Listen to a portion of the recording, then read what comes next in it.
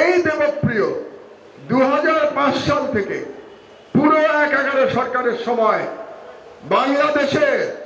বাংলাদেশে Indian corridor দেওয়ার জন্য তিনি প্রতিদিন ক্যাম্পেইন করছেন।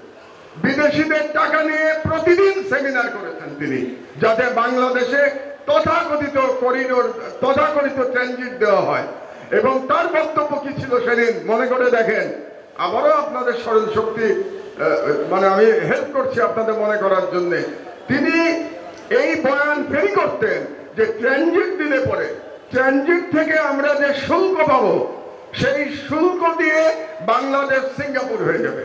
সেই শুল্ক দিয়ে নাকি আমরা এত টাকা পাবো ভারতকে ট্রানজিট দিলে পরে, যে ওই টাকাতেই বাংলাদেশের ফরেন কারেন্সি সব প্রবলেম সলভ হয়ে যাবে, আমাদের আর ফরেন কারেন্সি লাগবে না। দেবপ্রিয় বাবু, আমি জানতে চাই আপনার কাছ থেকে, এই গত 16 বছরে ট্রানজিট থেকে কত ডলার আয় করেছে বাংলাদেশ, আমি জানতে চাই।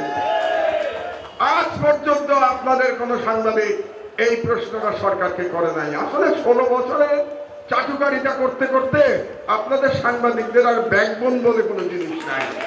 আপনারা যে মন্ত্রীকে তো শুধু চাটুকারিতা করেন, আপনারা মন্ত্রীকে তো কেউ প্রশ্ন করেন না। আমরা তো দেখেছি সংবাদ সম্মেলনের নামে কি হয়, তো আমরা দেখেছি এই দেশে।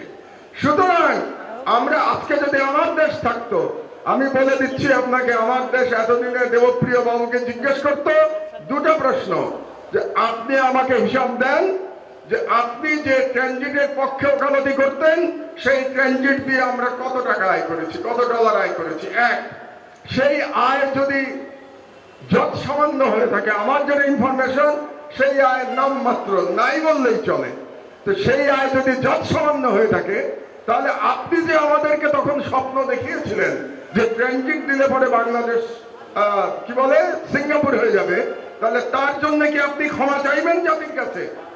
আমি দাবি করছি দেবপ্রিয়কে ক্ষমা চাইতে হবে দাবির কাছে।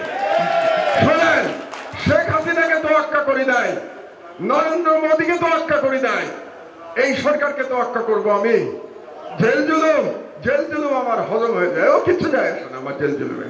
সুতরাং এই সরকারের ক্ষমতাবান ব্যক্তি ডক্টর দেবপ্রিয়, এই সরকারের ক্ষমতাবান ব্যক্তি ডক্টর ইফতিখারুজ্জামান, এদেরকে কে নিয়োগ দিচ্ছে?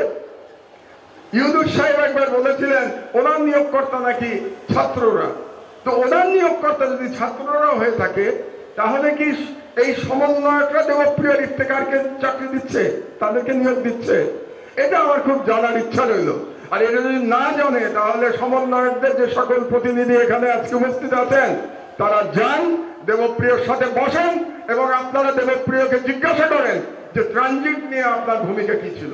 এটা আমি দেখতে চাই যে ইয়াং জেনারেশন দেবপ্রিয়কে জিজ্ঞাসা করবে, ট্রানজিট নিয়ে আপনার ভূমিকা পরিষ্কার করেন জাতির কাছে।